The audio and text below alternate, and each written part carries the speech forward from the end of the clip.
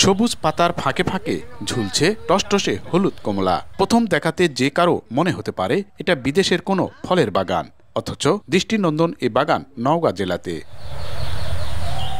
চলতি মৌসুমে চায়না মিষ্টি কমলা চাষে দারুণ সাফল্য এসেছে নওগাঁর বরেন্দ্র জনপদে। 2021 সালে মহাদেবপুর উপজেলার ঈশ্বরলক্ষ্মীপুর গ্রামের শফিকুল ইউটিউব দেখে কমলা চাষে সিদ্ধান্ত নেন। চুয়াডাঙ্গা থেকে 100 কমলার গাছ কিনে এনে 10 কাঠা জমির উপর গড়ে তোলেন বাগান। তবে শুরুতে কিছুটা ফলন কম হলেও এবার প্রতিটি গাছে কমলায় ছেয়ে গেছে। ইউটিউবে দেখার পরে তারপর এটার প্রতি আমার খুব আগ্রহ বা শখ হয় যে কি ব্যাপার, এটা বাংলাদেশে হচ্ছে বা হওয়ার সম্ভাবনা যেহেতু আছে, তাহলে আমি আমার নিজের কিছু জমি আছে সেখানে আমি করব। 1 বছর পরে এখানে মনে করেন যে ফুল আসে, তারও আপনার হলো 10 মাস পরে এটা আপনার হলো পাকার সময় আসে আর কি। প্রথম বছর অল্প সংখ্যা গাছে কিছু পাই, দ্বিতীয় বছর যা ডবল পাই, এই বছর আসে তার চেয়েও আরো বেশি হয়ে গেছে। এবার আমার 3 বছর।